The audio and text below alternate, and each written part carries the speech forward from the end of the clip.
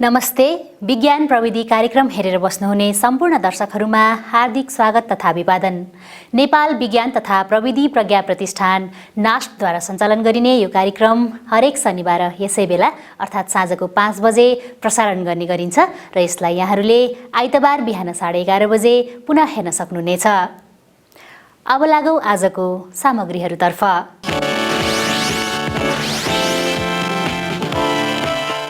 नास्टद्वारा विज्ञान तथा प्रविधि युवा पुरस्कार प्राप्त गर्नुहुने डाक्टर योगेन्द्र शाहले क्षयरोग सम्बन्धी गर्नुभएको अनुसन्धान बारेको कुराकानी सहितको रिपोर्ट प्रस्तुत गर्दैछौँ।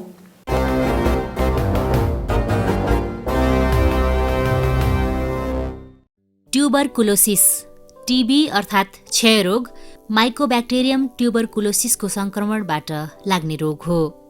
रोकथाम गर्न सकिने रोग भएर पनि WHO विश्व स्वास्थ्य संगठनका अनुसार विश्वभरिमा सन् 2019मा मात्र करिब 15 लाख मानिसको मृत्यु क्षयरोगबाट भएको पाइएको छ।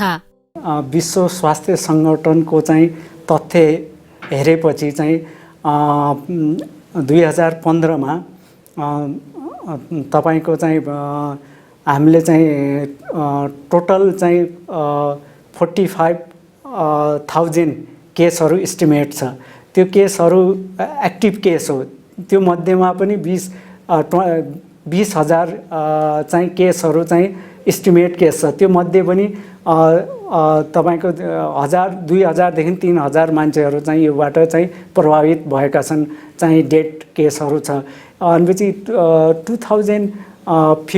2015 विश्व स्वास्थ्य संगठनको चाहिँ आँकडा हेर्दाखेरि चाहिँ यसको चाहिँ जम्मा प्रिभेलेन्स रेट हेर्दाखेरि 215 पर 100,000मा भेटिएको छ र प्रिभेलेन्स इन्सिडेन्स रेट 157 भेटिएको छ र मोर्टालिटी रेट 70% छ। अहिले चाहिँ घट्दो क्रममा छ।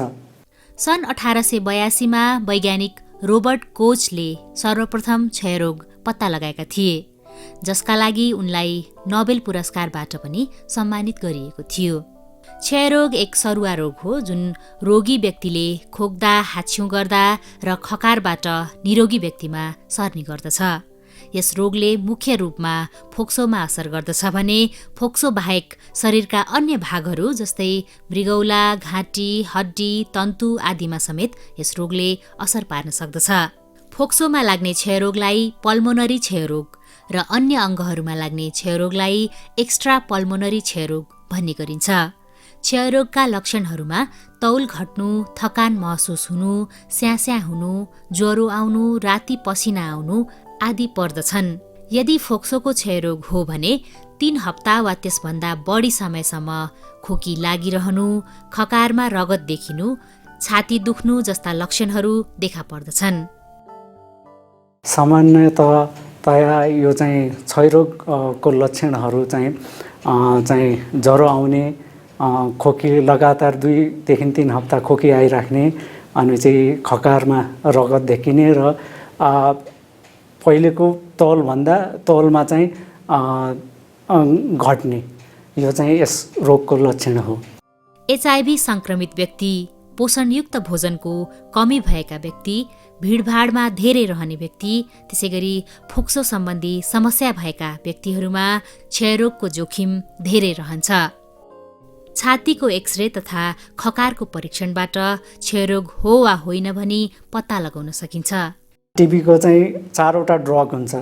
त्यो औषधिमध्ये आइसोनाडिन, रिफाम्सिलिन, प्याराजोनामाइड र इथानब्युटल र स्ट्रेप्टोमाइसिनमा जुन औषधि चलाए पनि हुन्छ।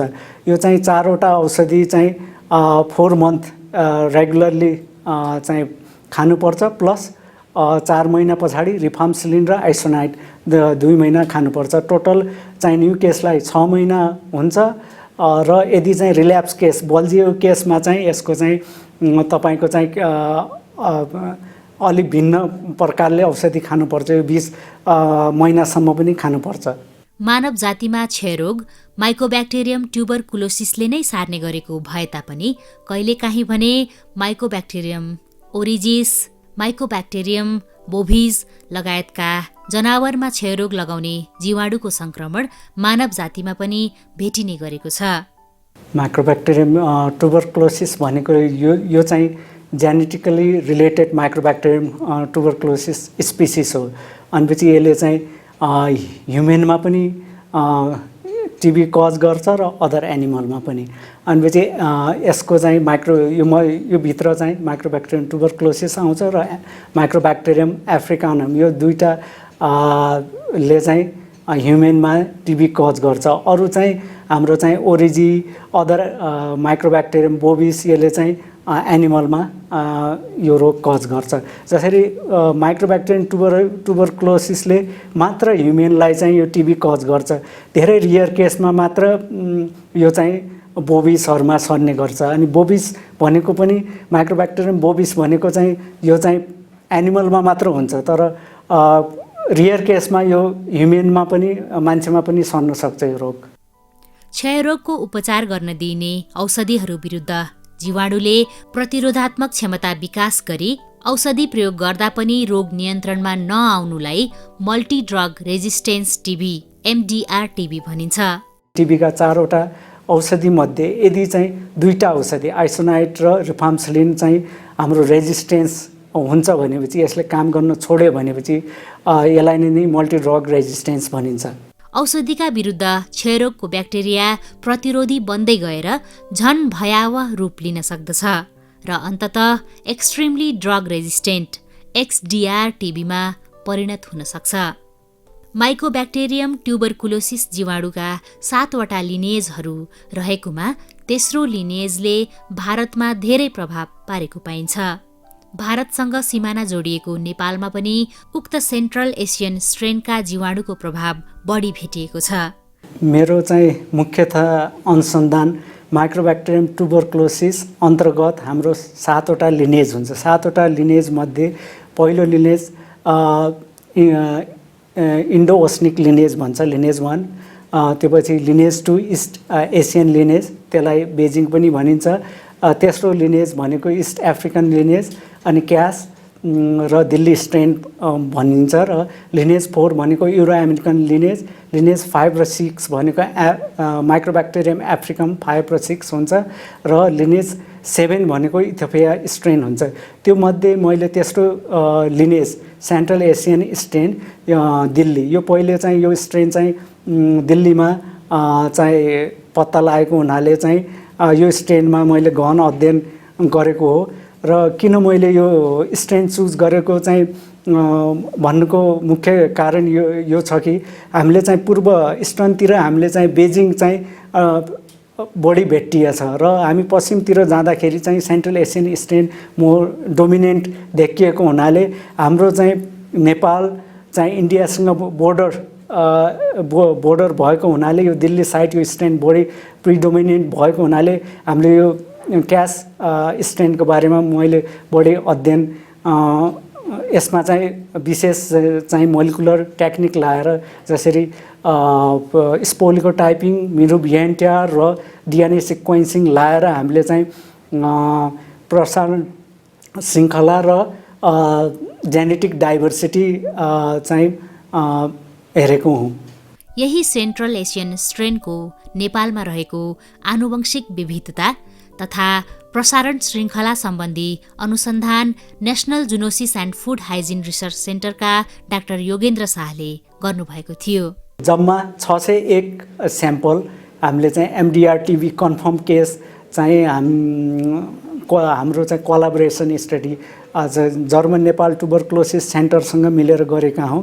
अरू चाहिँ माइक्रोस्कोपी, कल्चर, ड्रग ससेप्टिभिटी टेस्टिङ चाहिँ यो चाहिँ ड्रग रेजिस्टेन्ट छ कि नै टिबी कन्फर्म टिबी केसहरू चाहिँ जेनेटअपमा गरेर यसको चाहिँ डिएनएहरू चाहिँ एक्सट्र्याक्सन गरेर चाहिँ नेपाल स्वास्थ्य नेपाल हेल्थ रिसर्च काउन्सिलको अनुमति स्वीकृत गरेर हामीले चाहिँ यो डिएनए चाहिँ होकाइदो युनिभर्सिटीको रिसर्च सेन्टर फर जुनोसिस कन्ट्रोलमा चाहिँ मोलिकुलर विधिबाट हामीले चाहिँ यसको चाहिँ अनुसन्धान गरेको हो।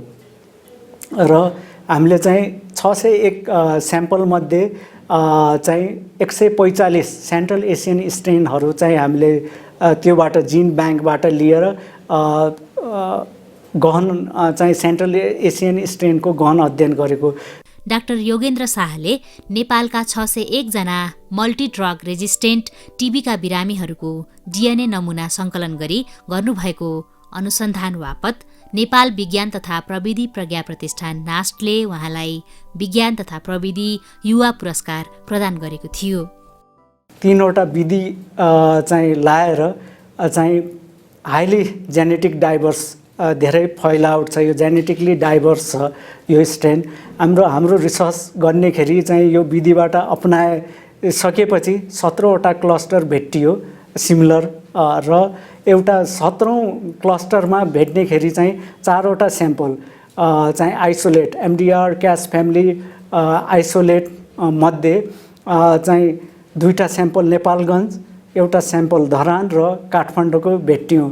अनिपछि यो विधि चाहिँ लाएर हामीले चाहिँ सोर्स अफ ट्रान्समिसन चाहिँ एउटै ठाउँ हुनसक्छ भन्ने निर्क्युल भेट्यौँ। काठमाडौँमा चाहिँ सोर्स अफ ट्रान्समिसन काठमाडौँमा सबै चाहिँ फ्रिक्वेन्टली भिजिट गर्ने हुनाले चाहिँ यो सोर्स अफ ट्रान्समिसन काठमाडौँमा भएको निर्क्युल गरेछौँ। अनुसन्धान सेन्ट्रल एसिया एमडिआर क्यास फ्यामिली स्ट्रेनमा चाहिँ हाइली डाइभर्स भेटेछौँ यो स्ट्रेन नेपालमा पनि, र मिरुबिहेन्टिया टाइपिङ जुन जिनोटाइपिङ लाएको छौँ चाहिँ 24वटा हामीले चाहिँ लोसाइहरू युज गरेमध्ये 15 लोसाइहरू युज गर्दाखेरि यसको चाहिँ प्रसारण श्रृङ्खला हामीले चाहिँ पत्ता लगाएको छौँ। क्षयरोगका लक्षणहरू देखिन साथ चिकित्सकको सल्लाहमा नियमित औषधि सेवन गरेको खण्डमा यो रोग जटिल हुनबाट बच्न सकिन्छ। एक्सट्रिमली ड्रग रेजिस्टेन्स भनेको चाहिँ 4वटा चाहिँ फर्स्ट लाइन ड्रगहरू चाहिँ रेजिस्ट हुने, त्यो मध्ये फेरि चाहिँ फ्लोरोक्विनिन एन्ड 1 इन्जेक्टेबल ड्रग क्यानामाइसिन र क्याप्रोमाइसिन, र चाहिँ भविष्यमा चाहिँ एमडिआर भएका केसहरू चाहिँ सजिलै नै एक्सटिआर हुनसक्छ।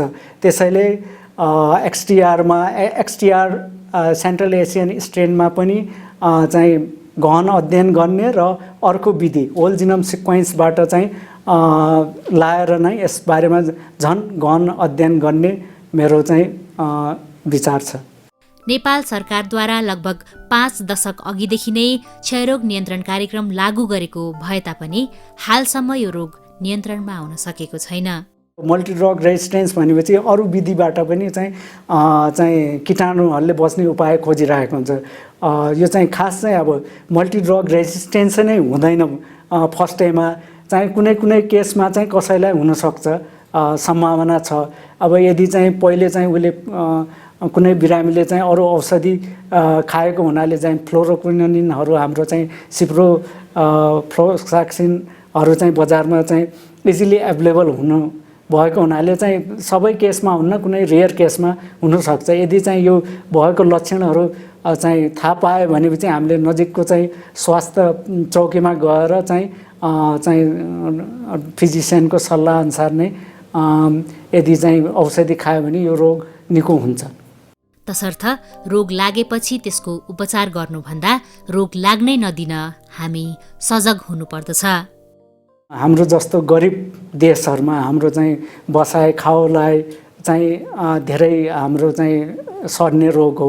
यो रोगबाट बच्नुको लागि चाहिँ हामीले मुख्यतः चाहिँ यदि चाहिँ यो रोग भएको खण्डमा हामी त्यस्तो केही खण्डमा नजिकको चाहिँ स्वास्थ्य चौकीमा गएर र फिजिसियनको सल्लाह लिएपछि यो रोगबाट हामी बच्न सकिन्छ मल्टिड्रग रेजिस्टेन्स बाट। अनिपछि हाम्रो देशमा चाहिँ हामी चाहिँ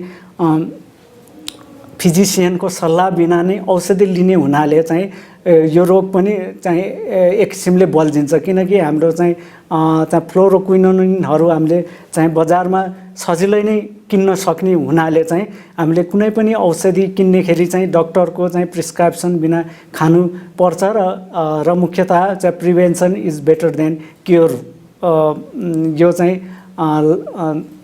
यो भनाइलाई नै हामीले चाहिँ अपनाएपछि चाहिँ यो रोगबाट चाहिँ बच्न सकिन्छ। र हामीले चाहिँ मेनली चाहिँ हाइजिनिक र सेन्ट्रेसनमा बढी ध्यान दिनुपर्छ यो कुरामा। र हामीले चाहिँ यदि चाहिँ यो चाहिँ श्वास प्रश्वासबाट सर्ने रोग हुनाले चाहिँ यदि चाहिँ कुनै टिबी भएको चाहिँ बिरामी छ भनेपछि बिरामीहरूलाई पनि मास्क लाउने, चाहिँ प्रोटेक्टिभ वेयरहरू लाउने र चाहिँ यदि लाउने चाहिँ हामी सल्लाह दिनुपर्छ।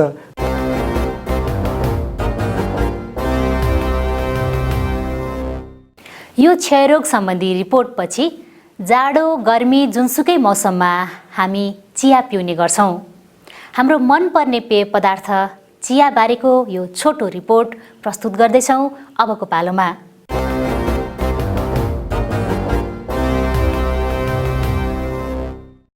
संसारका 160 वटा देशका करिब 3 अर्ब मानिसले नियमित रूपमा चिया खाने गरेको पाइएको छ। चिया सम्बन्धी धेरै खोजपूर्ण लेखहरूमा वर्णन गरे अनुसार चियामा भएका धेरै किसिमका औषधीय तत्त्वहरूको मिश्रित प्रभावले शारीरिक कमजोरी तथा औषधिजन्य असरबाट सुरक्षा प्रदान गर्ने मान्यता रहिआएको छ। मानव स्वास्थ्यमा यसको प्रभाव जडीबुटीको जस्तै दिगो र प्रत्यक्ष हुन्छ। हाल विभिन्न महादेशका 49 वटा देशमा 38 लाख हेक्टर जमिनमा चिया खेती गरिएको पाइन्छ। 100औं वर्षदेखि विभिन्न महादेशहरूमा भएको चिया खेती प्रयोग, परम्परागत खेती प्रणालीमा सुधार, अनुसन्धान, ठाउँ अनुसार फरक गुण र बढी उत्पादन क्षमता भएका चियाका फरक फरक जातहरूको विकास भएको पाइएको छ। चिया वर्षामा रमाउने, मौसम ठाउँ अनुसार चाँडै प्रभावित हुने र माटोको अम्लीयतासँग घुलमिल हुने वनस्पति हो। नेपालको भौगोलिक अवस्थिति तथा विविधतायुक्त हावापानी र मौसमका कारण चिया खेती नेपालको लागि उपयुक्त बाली हो। नेपालको चियामा पक्कै पनि केही रहस्यमय विशेषता भएकाले होला यहाँको चियालाई विदेशी ग्राहकहरूले समेत विश्वका अन्य भागमा उत्पादित चियासित तुलना गर्ने गर्दछन्। चिया फूल फुल्ने थिएसी परिवार अन्तर्गत पर्दछ। यसको वैज्ञानिक नाम क्यामेलिया साइनेन्सिस हो। Camellia sinensis variety sinensis, Camellia sinensis variety असामिका र क्यामेलिया साइनेन्सिस भेराइटी क्याम्बोडियन्सिसका कलिला पात र मुनाबाट चिया प्रशोधन गर्ने गरिन्छ। चिया कस्तो बन्छ भन्ने कुरा प्रयोग गरेको हरियो पत्ताको प्रकृति, मौसम र प्रशोधन प्रक्रियामा भर पर्ने हुन्छ। वानस्पतिक विकासका लागि आवश्यक पर्ने यौगिकहरू बिरुवाका विभिन्न भागहरूमा सञ्चित भएर रहेका हुन्छन्। सञ्चित यौगिकहरूले वनस्पतिको विकासमा महत्त्वपूर्ण अर्थात् मुख्य भूमिका खेलेको हुन्छ। यसका साथसाथै न्यून मात्रामा पाइने विशेष यौगिकहरू विभिन्न जात अनुसार फरक फरक हुने हुन्छ र यसले प्रतिकूल परिस्थितिमा प्रतिरोध अर्थात् डिफेन्स गर्ने काम गर्दछ। चियापत्तीको रासायनिक बनावट, त्यसको जिनोटाइप, मौसम, कृषि अभ्यास, प्रजाति, माटोको प्रकार, रोपाई आदिमा भर पर्ने हुन्छ। जिनोटाइप भन्नाले जीवको सानो इकाइ अर्थात् कोषको आनुवंशिक भाग हो जसले मानव लगायत कुनै पनि जीवको विशेषताहरू निर्धारण गर्ने गर्दछ। चियाको गुणस्तरलाई काँट छाटले असर गर्ने गर्दछ। जब चियाको बोटलाई काटिन्छ तब बोटले आफ्नो काटिएको भागको पुनर्निर्माण गर्ने हुन्छ र आफ्नो संरचनात्मक आवश्यकताहरू पूरा गर्न आवश्यक यौगिकहरू बनाउने गर्दछ। यस अवस्थामा बिरुवाले अरोम्याटिक अर्थात् बास्नादार अमिनो एसिड भन्दा पनि फ्लेभोनोइड बोट बिरुवाको रङको लागि जिम्मेवार रसायनको विश्लेषणलाई प्राथमिकता दिने हुन्छ। चियाको गुणस्तरलाई असर गर्ने रासायनिक यौगिकहरू चियाको पातको उमेर बढेसँगै घट्दै जाने हुन्छ। जति लामो समयसम्म पात टिपिन्छ चियामा हाम्रो शरीरलाई चाहिने यौगिकहरूको उत्पादन कम हुने हुन्छ भने भोलाटाइल फ्लेभर कम्पाउन्ड अर्थात् छिट्टै उडेर जाने यौगिकहरू बढी हुने हुन्छ। चियाको बोटमा विभिन्न किसिमका रोगहरू लाग्ने हुन्छ। त्यसैले रोग लाग्न नदिन विभिन्न सावधानी अपनाउनु अत्यावश्यक छ। नेपालको चिया उद्योगलाई निर्यातमूलक उद्योगको रूपमा लिइन्छ। यसले विश्वको चिया उत्पादन मानचित्रमा 19औं स्थान ओगटेको छ। चियाले स्तरीय रोजगारी उपलब्ध गराएको छ भने गाउँघरका धेरै मानिसहरूलाई केही आर्जन गर्ने अवसर पनि दिएको छ। चियाले विदेशी मुद्रा आर्जन गरेर देशको कुल गृहस्थ उत्पादनमा 0.80% योगदान पुर्याएको छ। त्यसैले चियाको प्रशोधन शैली, रासायनिक विश्लेषण, यसको योगदान जस्ता विषयलाई वैज्ञानिक दृष्टिकोणबाट हेर्नु र व्यावहारिक बनाउँदै लग्नु अहिलेको आवश्यकता हो।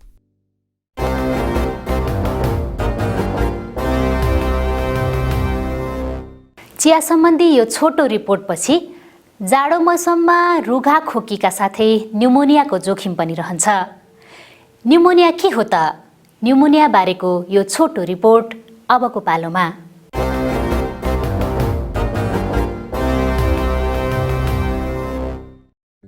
आजभोलि हामीले धेरै मानिसहरूको विशेष गरी बालबालिका तथा वृद्धवृद्धाहरूको मृत्यु न्युमोनियाका कारणबाट भएको देख्ने गरेका छौँ। के हो त यो न्युमोनिया भनेको? 5 वर्षभन्दा कम उमेरका बालबालिकाको मृत्यु हुने कारणहरूमध्ये 70% झाडापखाला, दादुरा, मलेरिया, कुपोषण तथा न्युमोनियाका कारणबाट हुने गरेको पाइन्छ। विश्व स्वास्थ्य सङ्गठनका अनुसार सन् 2013मा मात्र विश्वभरिका 9 लाख बालबालिकाको न्युमोनियाका कारण मृत्यु भएको पाइएको छ। नेपालमा पनि वर्षेनी न्युमोनियाका कारणबाट 5 वर्ष मुनिका 5 देखि 10 हजार बालबालिकाको मृत्यु हुने गरेको तथ्याङ्क रहेको छ। श्वास प्रश्वास सम्बन्धी रोगले बच्चाहरूलाई पटक पटक दुःख दिएको हामीले देखेका छौँ। श्वास प्रश्वास सम्बन्धी रोग धेरैजसो रुघाखोकीबाटै सुरु हुन्छ। समयमा यस्ता रुघाखोकीको उपचार गर्न हेलचक्राइ गर्दा कैयौं बच्चाहरू न्युमोनियाको शिकार बन्न पुग्दछन्। न्युमोनिया एउटा प्रमुख घातक रोग हो। यो रोग जुनसुकै उमेरका मानिसलाई लाग्ने भए तापनि बालबालिकाहरू नै यसका बढी शिकार हुने गरेका छन्। फोक्सोको संक्रमणलाई नै न्युमोनिया भनिन्छ। न्युमोनिया हुने धेरै कारणहरूमध्ये ब्याक्टेरियाबाट हुने न्युमोनिया प्रमुख छन्। न्युमोनियामा फोक्सोका तन्तुहरू बढी प्रभावित हुन्छन्। ब्याक्टेरिया, भाइरस जस्ता जीवाणुहरू बाहेक मट्टीतेल, पेट्रोल आदि फोक्सो वा श्वास नलीमा पुग्न गएमा र हावामा रहेका कीटाणुहरू फोक्सोमा पुग्नाले पनि न्युमोनिया हुन सक्दछ। न्युमोनिया जुनसुकै मौसममा लाग्न सक्ने भए तापनि जाडो मौसम यस रोगका जीवाणुहरूको वृद्धि विकासका लागि उपयुक्त हुने हुँदा न्युमोनियाको प्रभाव जाडो महिनामा बढी देखा पर्ने गरेको पाइन्छ। कुनै कुनै ब्याक्टेरिया तथा भाइरसहरूका कारण हुने न्युमोनिया ड्रपलेट इन्फेक्सन, बिन्दु संक्रमणबाट अर्थात् रोगीले खोक्दा, थुक्दा, हाछ्यौं गर्दा र रोगीले प्रयोग गर्ने भाँडाकुँडा, लुगा कपडाबाट पनि सर्न सक्दछ। यस रोगको पहिचान यसका लक्षणहरू हेरेर तथा श्वास प्रश्वासको गतिका आधारमा पनि गर्न सकिन्छ। साना बालबालिकामा यदि सास फेर्न गाह्रो भएको, खाना खान पिउन छोडेको, कोखा हानेको, सास फेर्दा अस्वाभाविक आवाज आएको तथा छालाको रङ निलो भएको अवस्थामा भने तुरुन्त अस्पताल पुर्याउनु पर्दछ। न्युमोनिया औद्योगिक शहरहरूमा धुलो, धुवाँ बढी भएको, बढी जनघनत्व, सरसफाइको कमी रहेका ठाउँमा देखा पर्ने हुँदा यस्ता कुराहरूमा विशेष ध्यान पुर्याउनु आवश्यक हुन्छ। केही भाइरस तथा ब्याक्टेरियाजन्य न्युमोनियाको भ्याक्सिन बनेको भए तापनि यसले सबै प्रकारका न्युमोनिया निको पार्न भने सक्दैन। शीत, चिसो, मौसमको गडबडी तथा धूम्रपान, मद्यपान आदिले न्युमोनियालाई झन बढाउँदछ। त्यसकारण बालबालिका तथा वृद्धवृद्धाहरूलाई चिसोबाट बचाउने, श्वासनलीको संक्रमण भएको सुरुवाती अवस्थामा नै तुरुन्त घरेलु उपचार सुरु गर्ने, बालबालिकाहरूलाई नियमित खोप लगाउने तथा सन्तुलित भोजनको सेवन जस्ता साधारण कुराहरूमा विचार पुर्याउन सके पनि यो रोगबाट बच्न सकिन्छ। न्युमोनियाको उपचार शीघ्र र सही औषधिबाट गरेको खण्डमा लाखौं बालबालिकाको ज्यान जोगाउन सकिन्छ।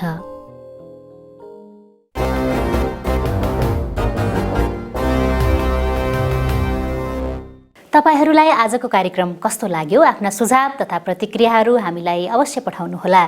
हामीलाई पत्राचार गर्ने ठेगाना हो विज्ञान प्रविधि टेलिभिजन कार्यक्रम, नेपाल विज्ञान तथा प्रविधि प्रज्ञा प्रतिष्ठान, NAST, post box number 3323, Kathmandu, Nepal. र हाम्रो इमेल ठेगाना हो vigyanpravidi@nast.gov.np। त्यसै गरी हाम्रो वेबसाइट रहेको छ www.nast.gov.np। र यस कार्यक्रमलाई यहाँहरूले युट्युबमा नास्ट नेपाल राखेर पनि हेर्न सक्नुहुनेछ। हवस् त, आजलाई विज्ञान प्रविधि कार्यक्रमका सामग्रीहरू यति नै। आगामी साता पुनः यस्तै रोचक सामग्रीहरूका साथ उपस्थित हुने नै छौँ। तबसम्मका लागि सम्पूर्ण युनिट बिदा माग्दछौँ। नमस्ते।